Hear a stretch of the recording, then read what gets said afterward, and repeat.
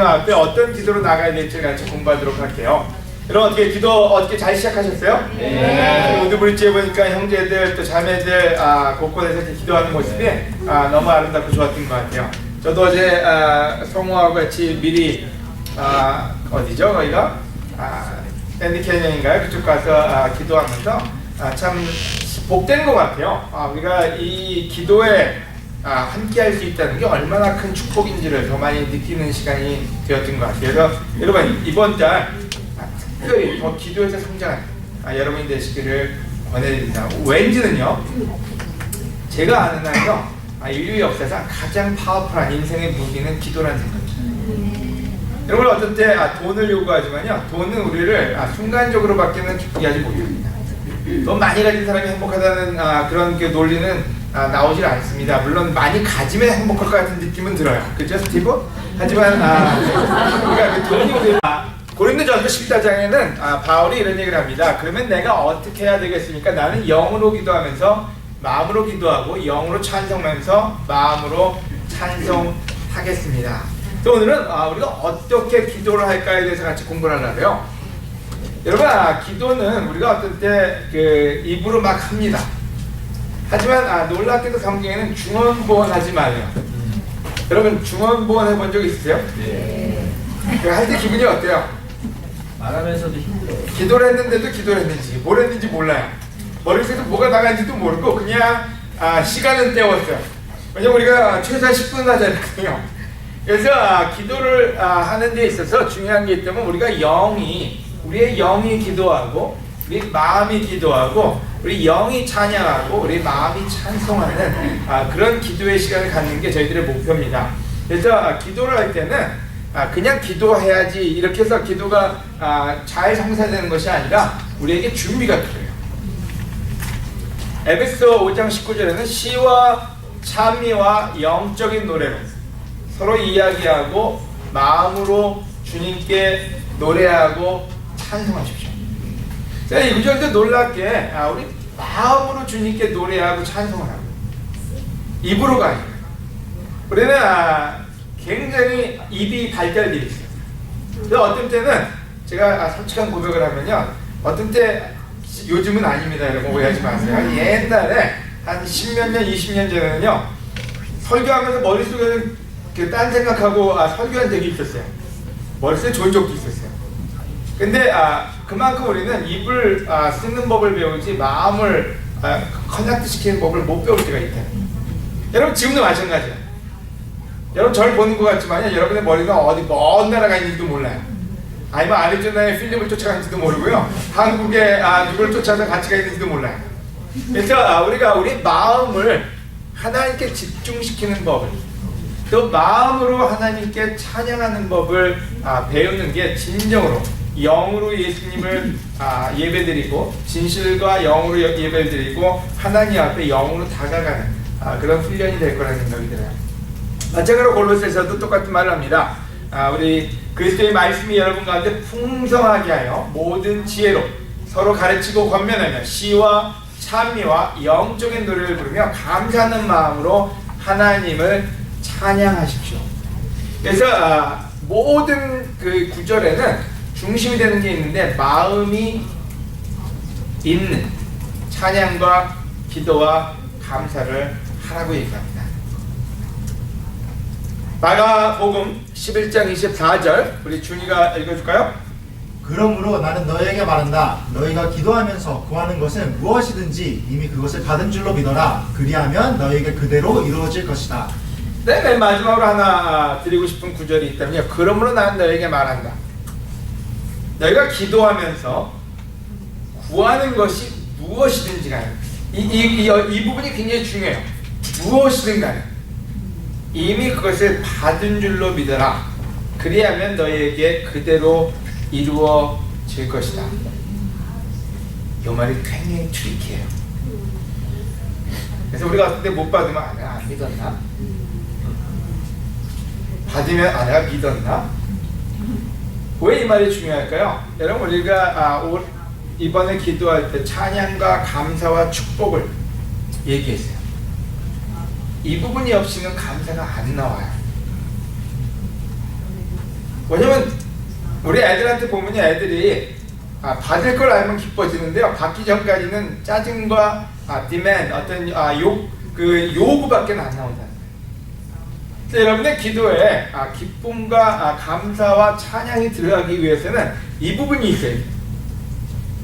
내가 기도하면서 구하는 것이 무엇이든지 간에 이미 그것을 받은 줄로 믿으라. 그러면 너에게 그대로 이루어질 거야. 자, 지금 제가 말씀드린 구절들은 뭘 얘기하는지, 자, 뭐가 중요한지 우리 마음가짐이 중요하다는 거예요. 그냥 입으로 얘기하는 말들이 중요한 게 아니라 우리 마음에서 믿고 우리 마음에서 하나님과 연결되고 우리 마음이 하나님께 찬양할 때 그게 진정한 기도로 하나님께 연락될 수 있음을 우리가 잘 생각하면 좋을 것 같아요. 그래서 오늘 설교는 3가지 포인트인데 늘 그랬듯이 4가지 포인트를 하고 싶어도 욕 먹을까봐 못하고요. 2가지 포인트를 하고 싶어도 너무 짧다고 그럴까봐 못해요. 근데 3가지 부분에서 우리가 기도하기 전에 준비할 걸 같이 나누고 싶습니다. 그래서 첫째, 깨끗한 마음을 구하라. 여러분 마음은 어떠세요 오늘? 상태가? 자, 우리 옆에 있는 사람 얼굴 상태 좀 봐주세요. 어떠세요? 뭐 좀 화장은 잘 먹었나요? 아니면 세수는 좀 하고 눈곱은 띄셨나요? 여러분 다 보세요. 거의 100% 얘기할 수는 없지만 99%의 사람들이 굉장히 멀쩡해요. 아멘. 깨끗해요. 아름다워요. 훌륭해요. 머리에 둥튼 사람 없어요. 자, 이제 마음을 좀 봐주세요. 옆에 있는 사람. 마음 진단 좀 들어가 보세요. 어떻게 아침에 좀 잘 좀 닦고 나오셨나요? 여러분 놀랍게도 성경은 또 특별히 영적인 사람은 그런 기도를 합니다. 누가요? 다윗이. 어떤 기도요? 하나님이시오. 내 속에 깨끗한 마음을 창조하시고 내 안에 확고한 정신을 새롭게 하소서. 요즘 제일 많이 저 자신한테 신경 쓰는 부분이 있다면 제 마음이에요. 내 마음이 필요한지. 다윗은 물론 죄졌을 때요. 다윗이 간음하고 죄졌을 때 하나님한테 기도하면서 나가면서 제일 먼저 한 말이 뭔지 하나님이셔. 내 속에 깨끗한 마음을 창조해달라고. 이게 무슨 말인지 우리 마음이 깨끗하지 않을 수 있다는 거예요. 우리가 어떤데 얼굴과 몸은 신경 쓰는데 우리 마음은 전혀 신경 안 써요. 우리 마음이 어떤지 왜 안 보이니까요. 누가 모르니까요. 여러분 밤에 동네 사람 아무도 없으면요. 여러분 파자마 입고도 나가고요. 맨발 벗고도 나가고 다 해요. 왜? 아무도 보는 사람이 없으니까요. 마찬가지로 우리의 마음이 아무도 보여지지 않는다고 알기 때문에 우리는 마음을 정리하지 않을 때가 많다는 거예요. 하지만 하나님께 나아갈 때는요, 이걸 정리하지 않는다면 여러분 큰 코 다쳐요. 왜요? 하나님은 우리의 중심을 보신다. 하나님은 우리한테 케어하는 게 뭔지 우리의 마음을 케어하신다. 그래서 여러분이 기도를 하기 위해서 해야 될 일이 있다면요. 첫째, 여러분 기도하고 싶다면 먼저 해야 될 게 있어요. 여러분의 마음을 깨끗이 하는 거예요. 마음에 여러분 조금도 미움이 있으면 여러분의 기도는 절대로 기쁜 하나님께 연락되는 기도가 될 수가 없습니다. 여러분 마음이 정리되어 있지 않으면 하나님 앞에 갔을 때 어쩌면 하나님한테 호되게 야단맞고 올 수도 있어요. 우리가 어떤 미팅을 가도요, 높은 사람 아니면 사장님 아니면 자기 보스 아니면은 어떤 놀라운 사람 앞에 갈 때는 제일 먼저 하는 게 뭐냐면 우리가 어떤 마음으로 어떤 말을 할까를 준비하고 갑니다. 근데 때로 우리는 하나님을 그렇게 경외심을 갖고 대하지 않을 때가 있어요.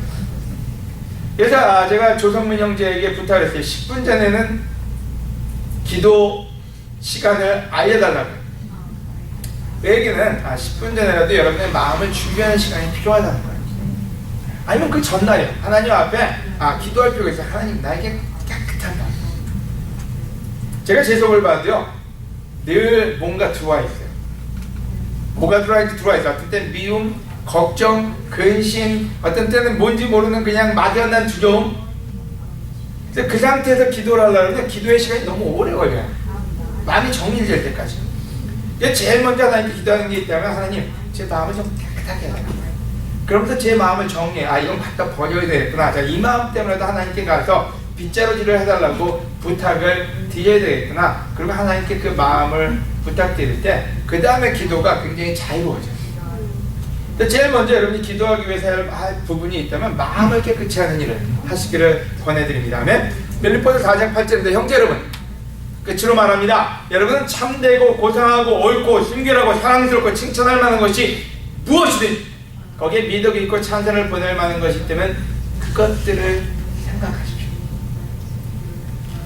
마음을 정리하는 방법 중에 하나가요, 여러분, 지저분한 건 내보내고 좋은 거를 여러분의 마음에 가득 가지고 나가야 된다는 거예요. 여러분의 아이들이 여러분한테 와서 뭘 달랠 때요, 그들의 말투가 어떠냐에 따라서 여러분의 반응이 확 달라집니다. 어떤 애들이 아주 그냥 얼굴에 도끼가 들어가 있는 우리 아이들이 있어요. 뭔가를 착하는 눈으로 와가지고 그걸 달라 그러면 주고 싶어도 못 줘요. 그걸 줬다가 얘가 망가질까봐 어떤 때 못 주게 돼요. 하지만 어떤 때 선한 마음으로 선하게 올 때가 있죠. 물론 많지는 않아요, 우리 애들이요. 우리도 하나님께 할 때 마찬가지예요. 어떤 때 우리의 욕심이 그냥 가득 차서 하나님한테 그걸 달라고 막 때를 쓸 때 하나님은 주고 싶어도 안 주신다는 거예요. 왜요? 그것이 우리한테 도움이 되지 않기 때문에.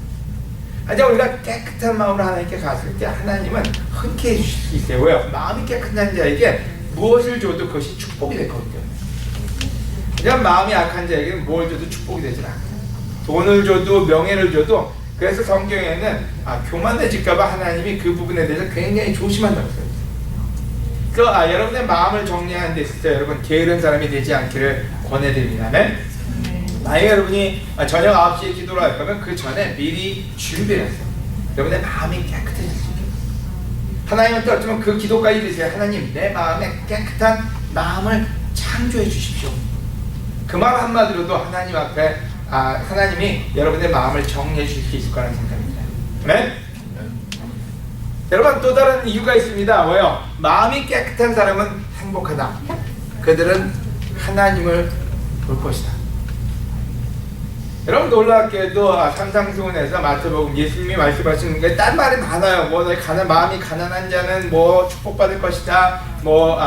모닝하는 사람, 여러 가지 말로 축복의 말이 나오는데 재밌게도 하나님을 보는 거에 대해서 한 가지밖에 안 나와요. 그게 뭔지, 마음이 깨끗한 사람은 행복한데 그 이유가 뭔지 하나님을 볼 수 있기 때문에.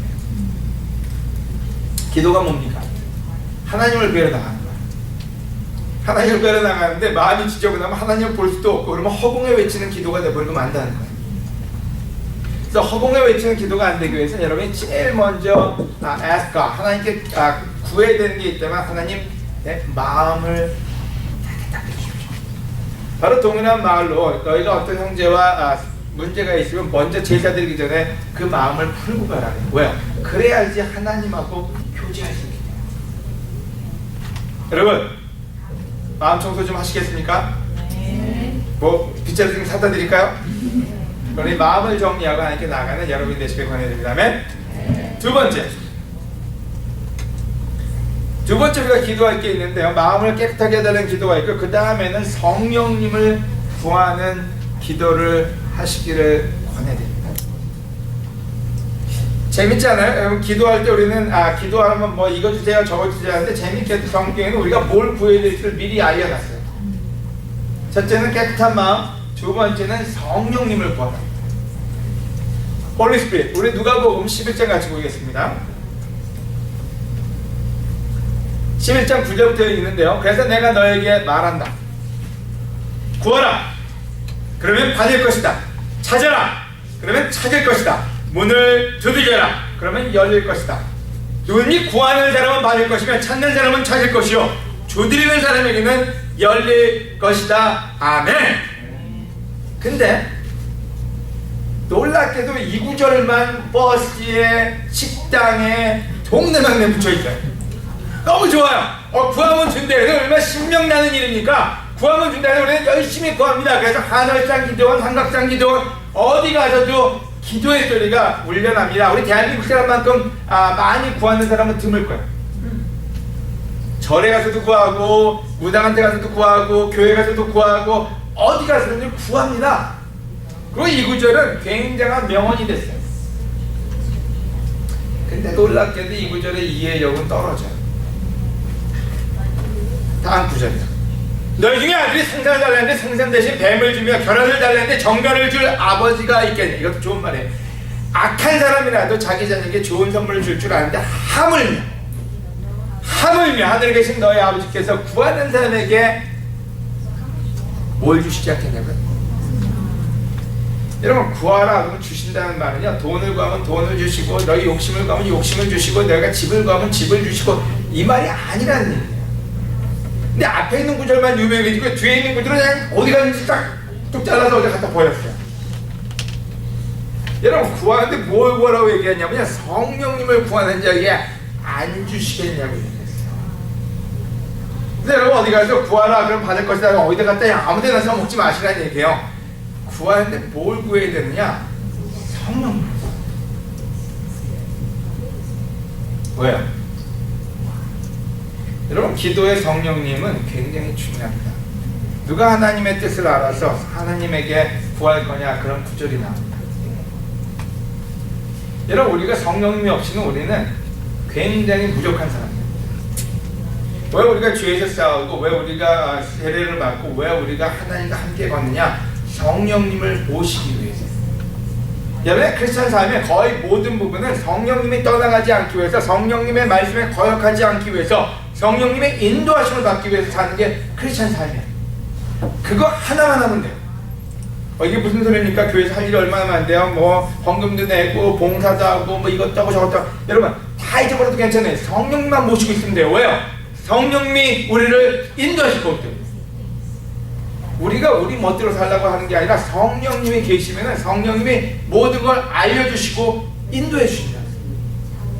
근데 우리는 성령님은 널리 보내놓고 우리가 하나님한테서 모든 걸 받아서 우리가 하려고 할 때 그때 크리스찬 삶은 버겁고 힘들어지고 말입니다. 근데 놀랍게 이 성경 누가복음에서는 얘기하기를 구하되 뭘 구하느냐?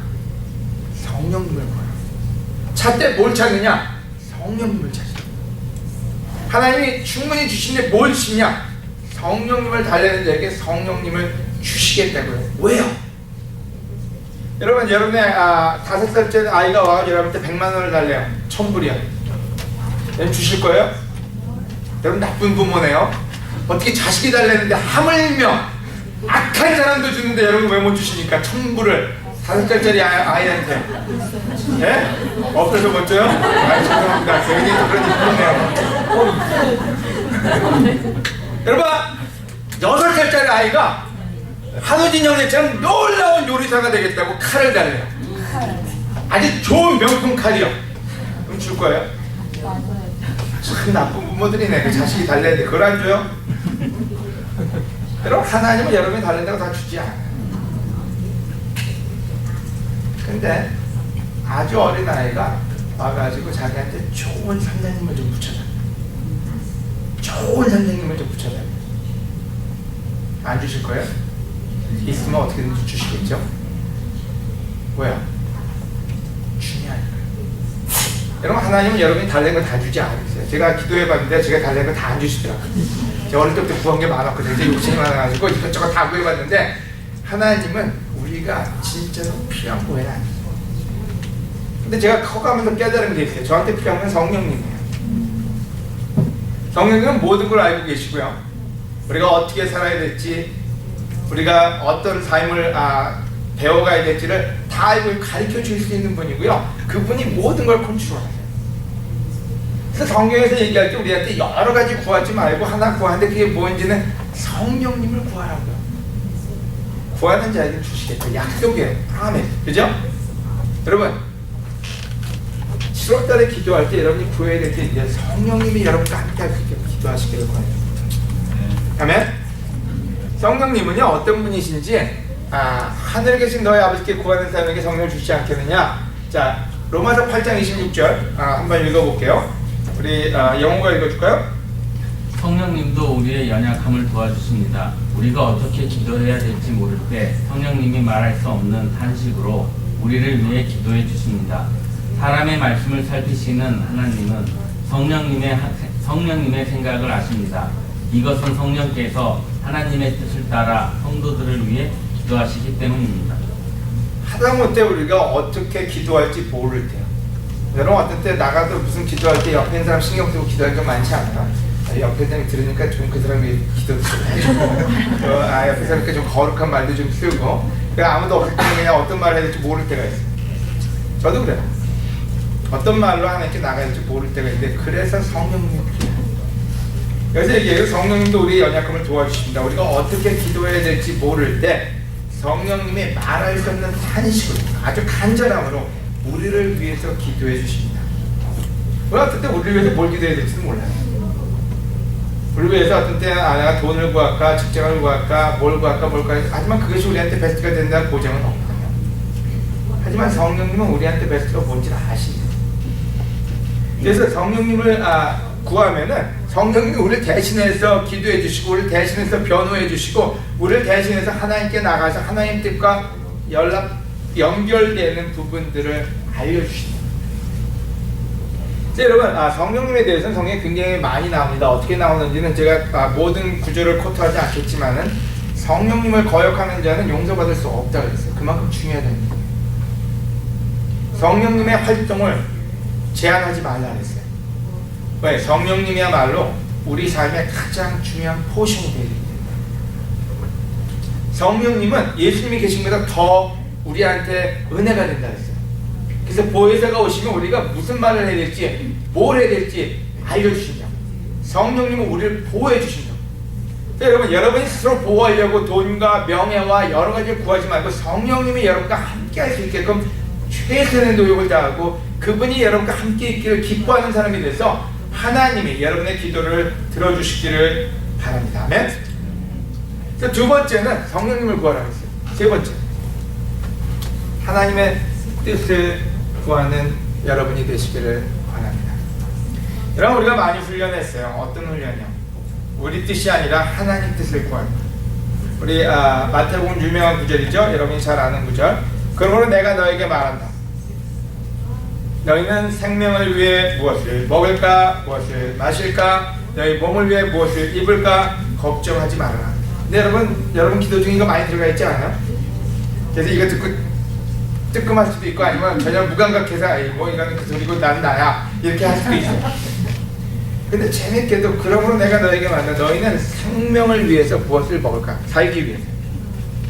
무엇을 마실까? 물론 마실 걸 위해서 걱정하고 기도하는 사람 드물어요. 먹을까에 대해서 주로 신경 쓰죠. 그죠? 너희 몸을 위해서 무엇을 입을까 걱정하지 마라. 생명이 음식보다 더 중요하고 몸이 옷보다 더 중요하지 않느냐. 공중의 새를 구하라. 새는 씨를 뿌리거나 거두지도 않고 곳간에 모아들이지도 않는다. 그러나 하늘에 계시는 너희 아버지께서 새를 기르신다. 너희는 새보다 더 귀하지 않냐. 어저께 우리 박성호 형제랑 센트캐년 걸으면서 좋겠는데요. 독수리 같은 독수리인지 까마귀인지 모르는데 쫙 날아다니니까 성호 형제가 막 내 뒤로 숨더라고요. 세상에 그 나이에 제 뒤에 숨어야 되겠습니까? 근데 왜 그랬는지는 거기 동물이 파사삭거리는데 그걸 위해서 하다가 이렇게 내려가는 그러니까 먹을 걸 찾더라고요. 하나님이 먹을 걸 주셨어요. 새한테. 이 구절을 알려주기 위해서 그렇게 하신 것 같아요. 여러분 밖에 있는 새들 잘 먹고 살아요. 밖에 있는 꽃들도 참 어디서 뭘 먹었는지 그렇게 이쁜 색깔이 나. 특별히 캘리포니아. 근데 놀랍게도 새소리만 나와서 저렇게 쓰러지는 박수만입니다. 걱정하지 마세요. 새 걱정하지 마세요. 그럼 뭘 기도해요? 여러분 이것만 들어도 기도할 내용 다 없어져. 안 그래요? 기도 밑에 벌써 다 써놨는데. 근데 이 구절에서 그걸 완전히 어게인스트해요. 다 그거 거두절면 다 빼버리라. 다음 구절에 너희 중에 누가 걱정한다고 했어요? 자기 키로 한 차라도 더 늘릴 수 있느냐? 그리고 어째서 너희는 옷 걱정을 하느냐? 들의 백합화가 어떻게 자라는가 보아라. 그것은 수고도 하지 않고 옷감을 짜지도 않는다. 그러나 내가 너에게 말하지만 솔로몬의 온갖 영화를 누렸으나 이 꽃만큼 아름다운 옷을 입어보지 못했다. 믿음이 적은 자. 하나님께서 오늘 있다가 내일 아궁에 던질 꽃도 이렇게 입혀주시는데 하물며 너희야 더 잘 입혀주시지 않겠느냐. 엄청난 프로미스예요. 여러분 어떤 때 성경 다시 외우고 싶지만 이 구절만 외워도요 50%는 먹고 들어가요. 크리스찬 삶의 가장 아주 기초적인 부분을 아주 명료하게 써놨어요. 크리스찬 삶이 뭔지 믿지 않는 사람들은 하더라도 너희는 그렇게 살지 말라고. 왜냐면 믿지 않는 사람들의 거의 99%의 자기 시간과 모든 건요 저거 구하는데 다 써요. 저희 집 구했습니다, 여러분. 저 집이 10년 만에 쫓겨나가지고요. 월세에서 쫓겨나가지고 집을 구했는데 그 집 구하러 근데 주인이 만나재요. 새 집 할 주인이요. 근데 만나자마자 저희한테 굉장히 자신감 있게 저희를 가르쳐 줬어요. 인생은 어떻게 살아야 되지? 돈을 모아서 집을 그 부분이 세 채를 샀대요. 하나는 저희가 지금 렌트할 집, 그 다음 집은 박기정 사는 집 근처에